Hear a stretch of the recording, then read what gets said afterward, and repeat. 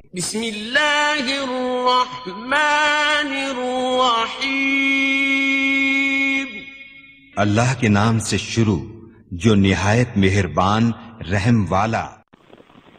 پیام لے کے جو آئے صبا مدینے سے، مریض عشق کی لائی دوا مدینے سے۔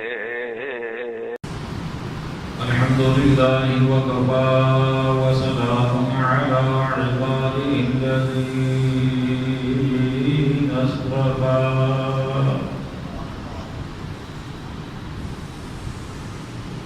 أما بعد فأعوذ بالله من الشيطان الرجيم.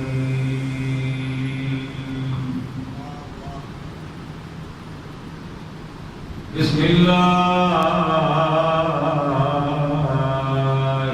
الرحمن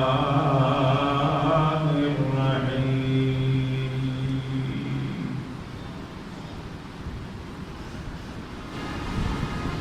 ما كان محمد أبا أحد من رجالكم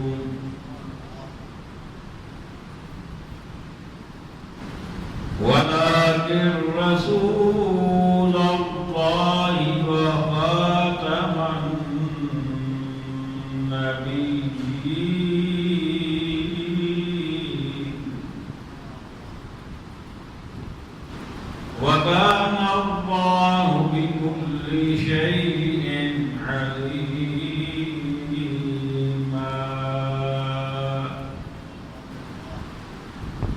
صدق الله مولانا العظيم. قال الله تبارك وتعالى في شان حبيبه مخبرا وآمرا: إن الله وملائكته يصلون على النبي، يا أيها الذين آمنوا صلوا عليه وسلموا تسليما.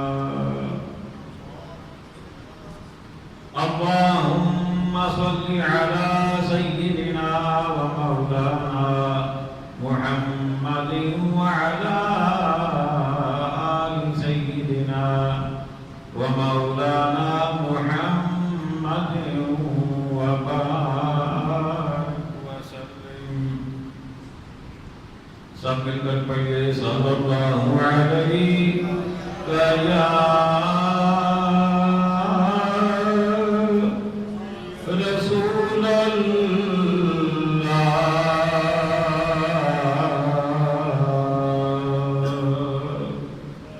وسلم عليك يا حبيب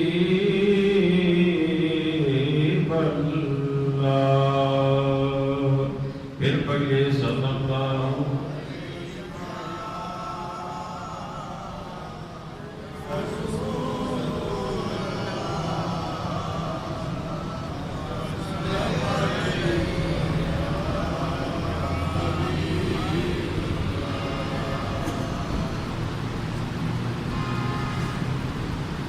میری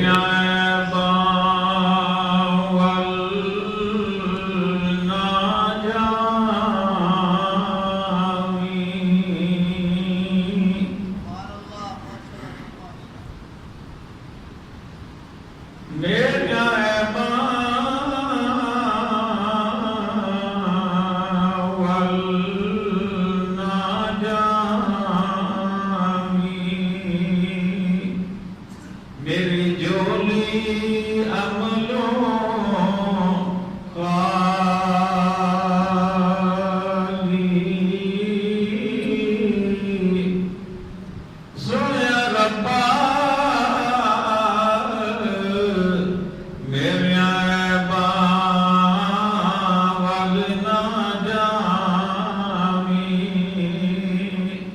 میری جولی عملوں کالی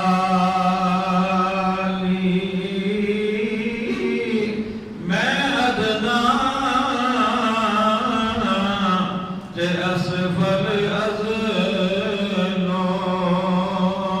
تیری ذات ازل تو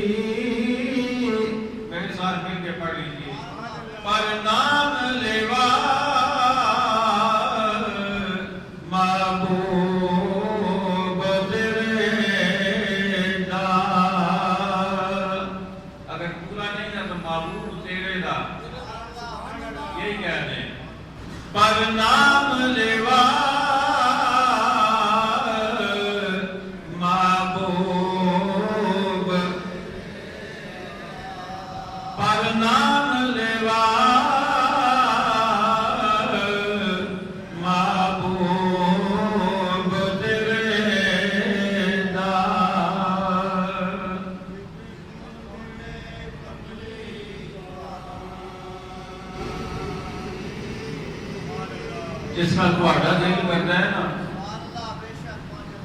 کہ چنگی جی تقریر ہوئے بڑا جوش تے جذبات بڑا جناب شیر تے یہ تے وہ تے مزہ آ جائے تے ساڑھا بھی دل کرتا ہے سنا نالے مزاریے جو ہونا یہ ضرورت نہ آوے تے انہاں دا چہرہ بھی کھیل اٹھے تے دل بھی وجہ دے جا جائے ساڑھا بھی دل ہے نا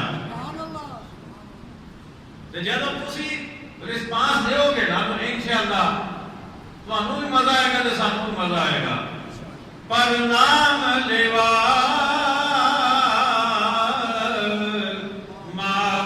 محبوب تیرے دا پر نام لیوا محبوب تیرے دا جد موڑے کملی کالی آزم ساڑے عیب چھپا سی جڑا عرب و عجم داوا آزم ساڑے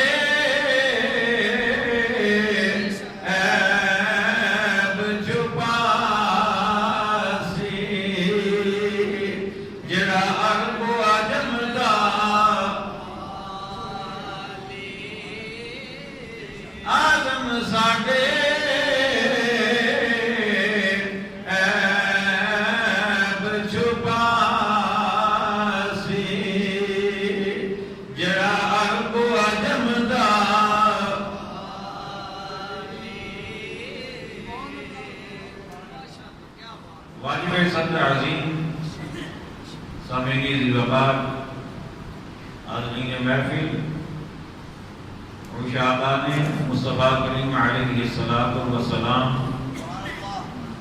جان نثاران صحابہ کرام محبان اہل بیت عظام اور عقیدت مندان اولیاء کرام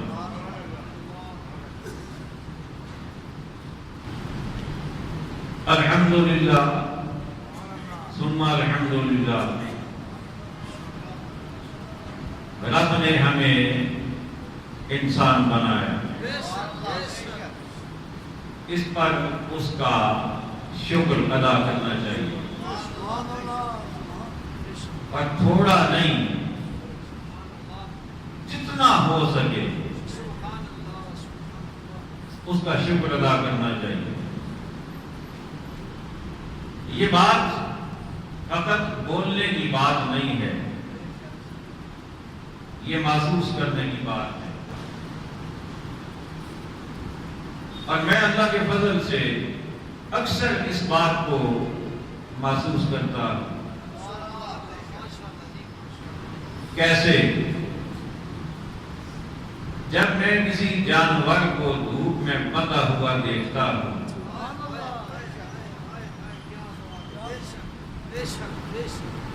تو میں رب کا شکر ادا کرتا ہوں۔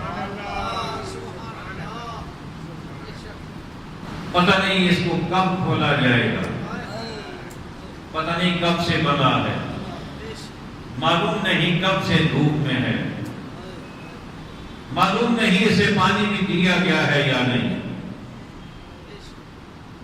اور جب کبھی میں کسی جانور کو نالی میں سے پانی پیتا ہوا دیکھتا ہوں تو میں محسوس کرتا ہوں کہ اسے پانی نہیں ملا، یہ پانی تک پہنچ نہیں پایا، پانی اس تک پہنچایا نہیں گیا۔ میں اس کا شکر ادا کرتا ہوں۔ جتنا شکر ادا کیا جائے کم ہے۔ آپ یقین جانیں، آپ یہاں سے باہر نکلیں، آپ کا گھر اگر 2 گلیوں کے بعد ہے، 1 محلے کے بعد ہے، آپ وہاں جانے تک ایسے کئی مناظر آپ کو نظر آئیں گے۔ اگر آپ نے توجہ سے دیکھا تو آپ کہیں گے ربا تیرا شکر، تیرا شکر۔ راستے میں چلتے ہوئے کتنی چمٹیاں ہمارے پاؤں کے نیچے آتی ہیں بے دھیانی میں، وہ بھی تو اللہ کی مخلوق ہے، لیکن وہ اپنی حفاظت کرنے کے قادر نہیں ہے۔ کبھی کسی گاڑی کے نیچے آ جائیں گی، کبھی کسی کے پاؤں کے نیچے آ جائیں گی، کبھی کیا چیز ہمیں کچل دے گی، کبھی کیا کچل دے گی، جان بوجھ کے نہیں، بے دھیانی ہے۔ لیکن ہم نے کبھی توجہ سے ان باتوں کو محسوس نہیں کیا۔ اور پھر اس سے بڑا کرم یہ اس نے کیا کہ خالی انسان نہیں بنایا، مسلمان بنایا۔ انسان تو وہ بھی ہیں جو بتوں کے آگے سجدہ ریز ہوتے ہیں، انسان تو وہ بھی ہیں جو چاند کو اپنا معبود تصور کرتے ہیں، انسان تو وہ بھی ہیں جو سورج کو اپنا الہ مانتے ہیں۔ لیکن اس رب کا کتنا شکر ہے کہ اس نے ہمیں خالی انسان نہیں بنایا، اپنے معبود کا غلام بھی بنایا، اپنے معبود کا غلام بھی بنایا۔ اچھا، مسلمان سے بھی اگر تھوڑا سا پیچھے جائیں تو مسلمان تو آدم علیہ السلام کا امتی بھی مسلمان ہے، سارے نبیوں کے امتی بولیے مسلمان ہیں، قابل عزت ہیں، قابل فخر ہیں، قابل رشک ہیں، ساری باتیں۔ مسلمان ہونا بہت بڑا درجہ، قابل رشک کن کے لیے؟ جو مسلمان نہیں ہیں ان کے لیے مسلمان ہونا قابل رشک ہے۔ لیکن ہم وہ ہیں کہ آدم علیہ السلام کا امتی ہمیں رشک سے دیکھتا ہے۔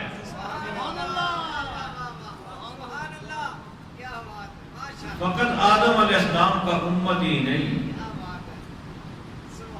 فقط ان انبیاء کے امتی نہیں، وہ نبی بھی ہمیں رشک سے دیکھتے ہیں۔ موسیٰ علیہ السلام نے بھی کہا تھا مولا مجھے اپنا امتی بنا لیتا، اور عیسیٰ علیہ السلام نے بھی کہا تھا اور آپ نے قبول بھی فرما لیا، قرب قیامت میں آئیں گے، زندہ موجود ہیں آسمانوں پہ۔ ویسے نبی سارے ہی زندہ ہیں، صحابی سارے زندہ، اہل بیت سارے زندہ، اولیاء سارے زندہ۔ بلکہ اگر آپ یہ موضوع نہیں ہے نا، ورنہ بات اگر آگے چلائی جائے تو ہر کافر بھی قبر میں زندہ ہوتا ہے. زندہ ہوتا ہے تو عذاب ہوتا ہے نا, زندہ ہوتا ہے تو سوال جواب ہوتے ہیں نا. لیکن ایک اور انداز میں کہ ابھی حضرت سیدنا عیسیٰ علیہ السلام نے موت کا ذائقہ نہیں چکھا. رب نے آسمانوں پہ اٹھا لیا, موجود ہیں, اور پھر قیامت میں آئیں گے. شام کے ملک میں ایک مسجد کے مینار سے نیچے اتریں گے, فجر کا وقت ہوگا, امام مہدی رضی اللہ تعالی عنہ پہلے سے اس مسجد میں موجود ہوں گے. عیسیٰ علیہ السلام کی اپنا تعارف کروائیں گے. عیسیٰ علیہ السلام امام مہدی فرمائیں گے آپ تو پھر زیادہ عزت مرتبے والے ہوئے نا, آپ آگے آئیے نماز پڑھائیے. وہ فرمائیں گے کہ عزت مرتبہ اللہ نے بہت دیا تھا, نبوت کا تاج رب نے میرے سر پہ رکھا تھا, اور لیکن میری نبوت کا زمانہ مکمل ہو گیا. اب میں نبی بن کے نہیں, اب میں امتی بن کے آیا ہوں. اب امتی بن کے آیا ہوں. اللہ نے کتنا کرم کیا ہم پہ, ہمارے کہے بغیر, ہمارے مانگے بغیر, طلب کیے بغیر, آرزو کیے بغیر, تمنا کیے بغیر, اسے فقط اپنی مہربانی سے, اپنے کرم سے, اپنے فضل سے انسان بنایا, مسلمان بنایا, محبوب کا غلام بنایا. اب ہم نے کیا کرنا ہے؟ کچھ ہمارا بھی حق ہے یا کوئی نہیں؟ عظمت رب نے اپنے محبوب کو جو دی ہیں وہ اتنی ہیں کہ نہ وہم میں آ سکتی ہیں, نہ گمان میں آ سکتی ہیں, نہ تصور میں آ سکتی ہیں, نہ گننے میں آ سکتی ہیں, نہ تولنے میں آ سکتی ہیں, نہ ناپنے میں آ سکتی ہیں. دنیا کا کوئی پیمانہ ایسا نہیں, کوئی انسٹرومنٹ ایسا نہیں جو نبی کی عظمت کو اندازہ لگا کے بتا سکے. کوئی پیمانہ ایسا نہیں. اتنی عظمتیں رب نے لے دی. ہم آقا کی عظمت میں اضافہ نہیں کر سکتے, آقا کی عظمت میں اضافہ نہیں کر سکتے, لیکن کم از کم اتنا تو ہم کر سکتے ہیں نا. اور ہمارے اوپر یہ لازم ہے, یہ واجب ہے ہمارے اوپر کہ ہم نبی کی عظمت پر پہلا تو دیں نا. اتنا تو ہمارا فرض ہمارے اوپر لازم ہے, نبی کی عظمت کا پہلا تو دیں نا. ناموس مصطفیٰ کے حوالے سے کبھی کوئی بات ہو, کہیں کوئی بات ہو, کوئی بھی ہو بات کرنے والا, آپ ہی کیوں نہ ہو, اولاد ہی کیوں نہ ہو, ماں کے پیٹ سے جنا ہوا کوئی دوسرا کیوں نہ ہو, لیکن جب وہ عظمت مصطفیٰ کی کمی کی طرف اس کا دھیان ہو تو وہ ہمارا نہیں رہتا, وہ ہمارا نہیں رہتا. اور مصطفیٰ کی عظمتیں تو وہ ہیں کہ انسان تو انسان, مسلمان تو مسلمان, مسلمان تو بہت اعلیٰ شان والا ہے نا. میرے نبی کی عظمتیں تو وہ ہیں کہ جانور بھی پہرا دیتے ہیں, جانور بھی پہرا دیتے ہیں, وہ بھی اپنا حق ادا کرتے ہیں. لیکن انسان ہو اور پھر مسلمان ہو, پھر کلمہ گو ہو, پھر عاشق رسول کہلاتا ہو, اور پھر وہ یہ کہے کہ جی کلینیکل مسٹیک ہو گئی ہے. کیا بولیے؟ کلینیکل مسٹیک ہو گئی ہے. ہم نے پڑھا نہیں تھا, ہم نے سائن کر دی ہے.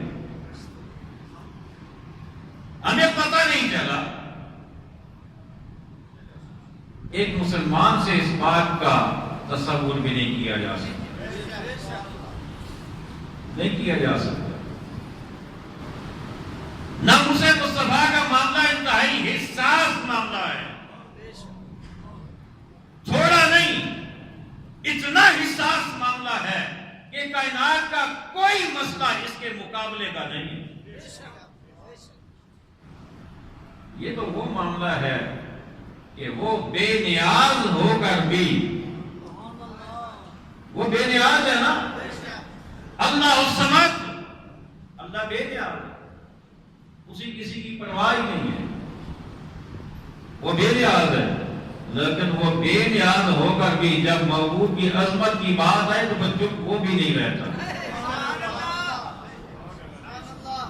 چپ بولیے، اگر وہ بے نیاز ہے، بے نیاز کو کیا ہے بھائی، وہ تو کسی کی پرواہ نہیں ہے، کسی کا محتاج نہیں ہے، لیکن وہ ہمیں بتانے کے لیے کہ جب میں بے نیاز ہو کر معبود کی عظمت پہ حرف نہیں آنے دیتا تو تم نے تو کلمہ پڑھا،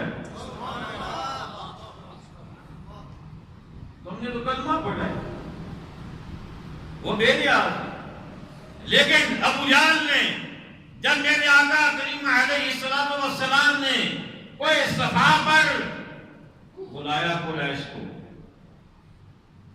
بلا کر فرمایا میں اللہ کا نبی ہوں، میری رسالت مانو، اور اب ایک ہے وحدہ لا شریک ہے، اسی کے آگے جھکو۔ ابو لہب نے اپنے ہاتھ کا اشارہ کیا تھا اور اسے کہا تھا تبت لکا یدا، اس نے کہا کہ اے محمد تمہارے ہاتھ صبح ہو جائیں، اسے اشارہ کیا تھا،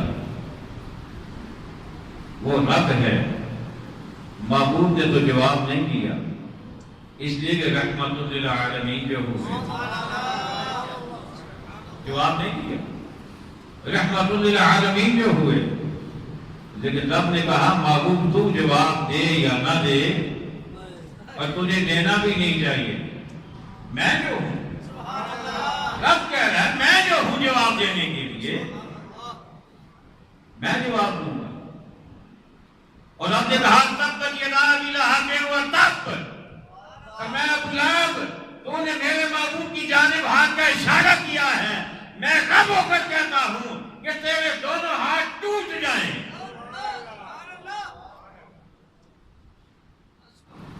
وہ بے نیاز بھی معبود کی عظمت کا معاملہ آئے تو چپ بولیے، اور آپ کو بھی چپ تو نہیں رہنا چاہیے، کم از کم جملہ تو مکمل کروا دینا چاہیے نا۔ وہ بے نیاز ہو کر بھی چپ نہیں رہتا۔ ختم نبوت کا معاملہ، ہمارے آقا آخری نبی، ہمارے آقا آخری نبی، آپ کے بعد کوئی نبی نہیں ہے۔ جو کسی کو نبی مانے کھل کے کہیں، جو کسی کو نبی مانے کافر ہے۔ ساری دنیا نوٹ کر لے، وہ کافر ہے۔ ہم مسجد میں بھی اسے کافر کہیں گے، ہم بازار میں بھی اسے کافر کہیں گے، ہم تحت دار پہ بھی اسے کافر کہیں گے۔ اور اگلی بات یہ بھی شریعت کا کلیہ یاد رکھیں، شریعت کا یہ کلیہ ہے کہ جو کسی کافر کے کفر میں شک کرے گا وہ بھی کافر ہو جاتا ہے، یہ بھی شریعت کا قانون ہے۔ ایک بندہ کافر ہے، اعلانیہ کافر، جو کہتا ہے پتہ نہیں جی، وہ بھی کافر ہے، یہ شریعت کا قانون ہے۔ اب ایسا نہیں ہے کہ جی چلے ٹھیک ہے کافر ہے تو میرا کہنا ضروری ہے، میں نہ بھی کہوں تو بھائی تو کیوں نہ کہے، جب وہ ہے جسے رب کافر کہتا ہے، جب تیرا دل مان رہا ہے تو کہنے میں کیا حرج ہے؟ ختم نبوت کا معاملہ. آئیے پہلے قرآن پڑھیں پھر ایک دو حدیثیں آپ کو سناؤں. خالق کائنات نے ارشاد فرمایا ما کان محمد ابا احد من رجالکم ولكن رسول اللہ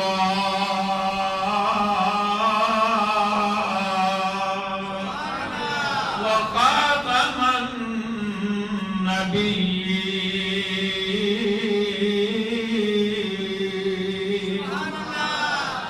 کائنات نے ارشاد فرمایا ما کان محمد ابا احد من رجالکم. رب کائنات نے ارشاد فرمایا میرا محبوب محمد صلی اللہ تعالی علیہ وآلہ وسلم تمہارے مردوں میں سے کسی کے باپ نہیں. تمہارے مردوں میں سے کسی کے باپ نہیں. یا اللہ پھر وہ ہیں کیا؟ فرمایا وَلَٰكِن رَسُولَ اللَّهِ.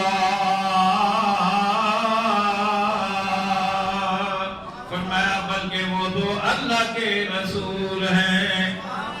وہ اللہ کے رسول ہیں. وَخَاتَمَ النَّبِيِّينَ. فرمایا وہ آخری نبی ہے. وہ خاتم النبیین ہے. ان کے بعد کوئی نبی نہیں ہے. ان کے بعد نہ کوئی نبی آیا ہے نہ آ سکتا ہے نہ آئے گا. اور جو ان کے بعد کسی کو نبی مانے گا چاہے وہ بروزی مانے چاہے وہ ذلی مانے چاہے ان کی مہر سے مانے چاہے وہ ان کا ذل مانے چاہے وہ ان کا سایہ مانے چاہے وہ ان کی اجازت سے مانے چاہے وہ یہ کہے کہ ہیں تو وہی لیکن مجھے بھی تھوڑی سی اتھارٹی دے دی ہے. وہ سارے کے سارے دار اسلام سے خارج. وہ بندہ کافر ہو جاتا ہے جو اپنے آپ کو نبی کہے. جو آقا کے بعد کسی کو نبی مانے وہ بھی کافر. اور جو کسی نبوت کے دعویٰ کرنے والے وہ کافر نہ مانے وہ بھی کافر. آقا آخری نبی ہے. اور یہ وہ معاملہ ہے یہ وہ مسئلہ ہے جس پر ہے حضرت سیدنا صدیق اکبر رضی اللہ تعالیٰ عنہ آپ نے آقا علیہ السلام کے وصال مقدس کے بعد جب مسیلمہ کذاب نے نبوت کا دعویٰ کر دیا صدیق اکبر رضی اللہ تعالیٰ عنہ نے یہ نہیں کہا کہ چلیں معاملہ وہ خود ہی چپ کر دے گا. نہیں. فرمایا بدر والو تم بھی نکلو احد والو تم بھی نکلو خیبر والو تم بھی نکلو خیبر والو تم بھی نکلو خندق والو تم بھی نکلو. سارے صحابہ کو ساتھ لے کر سیدنا صدیق اکبر رضی اللہ تعالیٰ عنہ نے ایک لشکر تیار کیا. لشکر کو تیار کرنے کے بعد یمامہ میں بھیج دیا مسیلمہ کذاب کے مقابلے کے لیے. حضرت خالد بن ولید رضی اللہ تعالیٰ عنہ کو کمانڈر بنا دیا سپہ سالار بنا دیا. جب یمامہ کے میدان میں پہنچے اب ادھر بھی داڑیوں والے توجہ ہے ادھر بھی داڑیوں والے ادھر بھی داڑیوں والے ادھر بھی امامے والے ادھر بھی امامے والے ادھر بھی جنابے والا مسواک کرنے والے ادھر بھی مسواک کرنے والے ادھر بھی اذانوں والے ادھر بھی اذانوں والے ادھر بھی نمازوں والے ادھر بھی نمازوں والے. میدان جنگ میں مسلمان آقا کے غلام پریشان ہو گئے کہ کریں تو کیا کریں. مارے تو کسے مارے چھوڑیں تو کسے چھوڑیں. پتہ نہیں چلتا اپنا کون ہے بیگانہ کون ہے. حضرت خالد بن ولید رضی اللہ تعالیٰ عنہ نے فیصلہ فرما دیا مشکل حل فرما دی. فرمانے لگے ہم احد میں لڑے ہم بدر میں خدا کے دشمنوں کے خلاف لڑے تھے تو ہم نے نعرہ خدا کا لگایا تھا.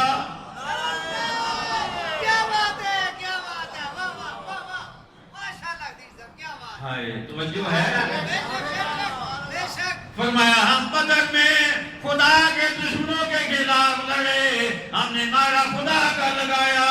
ہم بدر میں احد میں خندق میں تبوک میں جہاں جہاں بھی ہم خدا کے دشمنوں کے ساتھ لڑے ہم نے نعرہ خدا کا لگایا.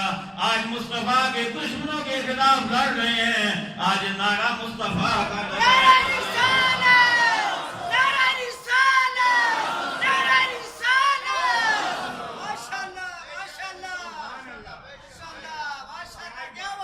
آج نعرہ بولیے آج نعرہ مصطفیٰ کا لگائیں گے.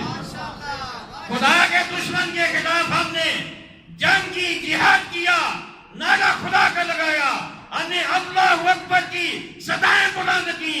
لیکن آج مصطفیٰ کے دشمن کے ساتھ ہمارا مقابلہ ہے. آج ہم نعرہ رسالت لگائیں گے, ہم یا رسول اللہ کہیں گے.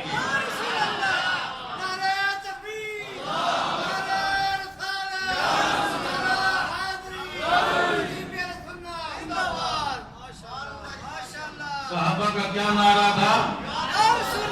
کیا نعرہ تھا؟ اچھا کچھ لوگ یہ بھی کہتے ہیں کہ جی جب آپ روزہ شریف پہ جائیں تو پھر تو یا رسول اللہ آپ کہیں, لیکن دور سے تو نہیں کہنا چاہیے. تم تو دور سے کہتے ہو, کوئی پاکستان میں, کوئی بھارت میں, کوئی انڈونیشیا میں, کوئی امریکہ میں, کوئی کہاں بیٹھا ہوا, یہاں سے کیوں کہتے ہو؟ میں نے کہا خالد بن ولید سے پوچھو, خالد بن ولید سے پوچھو کہ روزے پہ جا کر تو یا رسول اللہ آپ کو کہنا چاہیے تھا, یمامہ میں کیوں کہہ رہے ہیں؟ میں نے کہا اگر سمجھ نہ آئے تو اب ہم بتا دیتے ہیں. خالد بن ولید یہی تو بتا رہے تھے کہ مسلمان جہاں بھی ہو وہ اپنے نبی سے دور نہیں ہوتا, نبی اس سے دور نہیں ہوتا.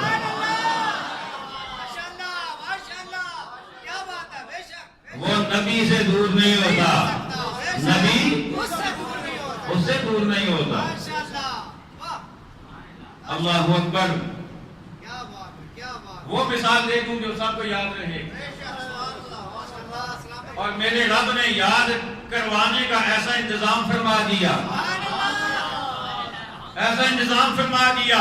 فرمایا میرے بندو, رب فرما رہا ہے میرے بندو جب میری عبادت کرنا چاہو, جب نماز پڑھنا چاہو, وضو کرنا, وضو کے بعد مسجد میں یا گھر میں مصلی پہ کھڑے ہو جانا, رخ قبلہ رخ کر لینا, اپنا چہرہ قبلہ کی جانب کر لینا, اور پھر قیام کرنا, پھر رکوع کرنا, پھر سجدے کرنا. جب رکعتیں مکمل ہو جائیں تو اس کے بعد یا ہر 2 رکعت کے بعد بیٹھ جانا, اور بیٹھ کر پہلے میری حمد بیان کرنا, اور پھر کہنا السلام علیکہ ایھا النبی ورحمۃ اللہ وبرکاتہ. کیا مطلب؟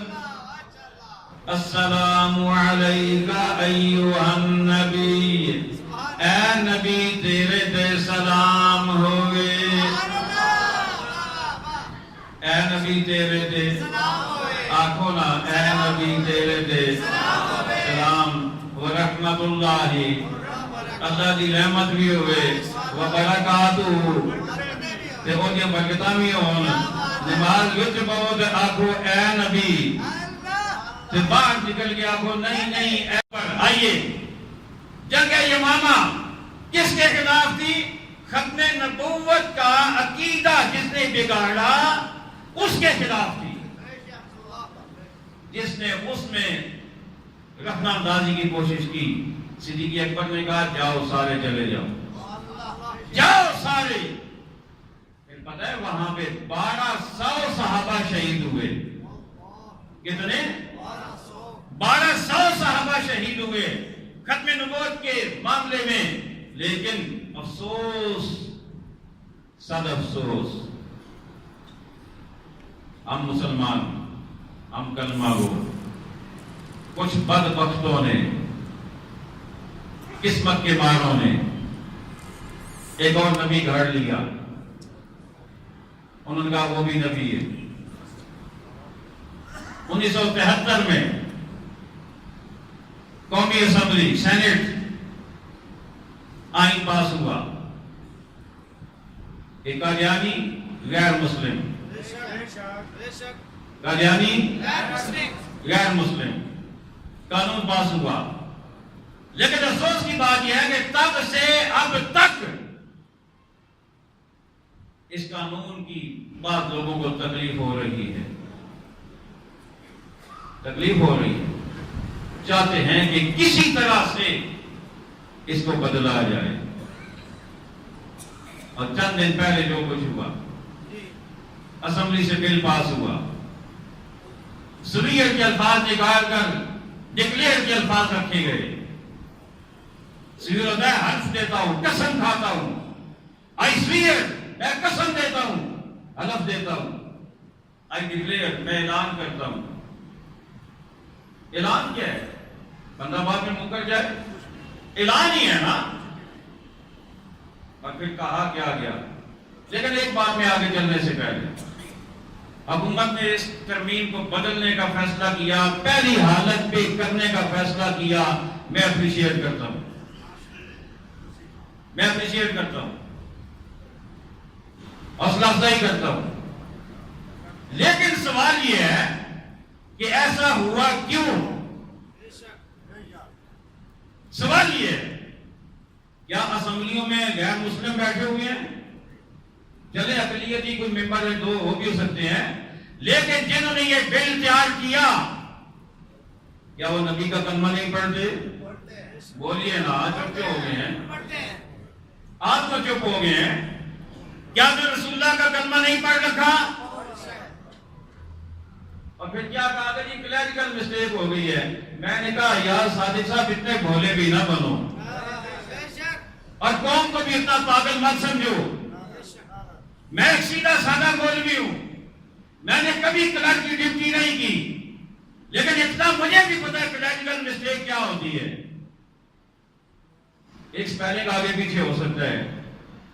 ASDF آپ نے اے لکھنا تھا، غلطی سے آپ کی انگلی ایس پہ چلی گئی، کلیریکل مسٹیک ہے. ایس لکھنا تھا ڈی پہ چلی گئی، ڈی لکھنا تھا ایف پہ چلی گئی. آپ نے یو لکھنا تھا آئی پہ چلی گئی، آپ نے ایم لکھنا تھا این پہ چلی گئی. ایک کا سپیلنگ آگے پیچھے ہو جائے، اسے کلیریکل مسٹیک کہتے ہیں. یہ سمجھ آ گئی ہے؟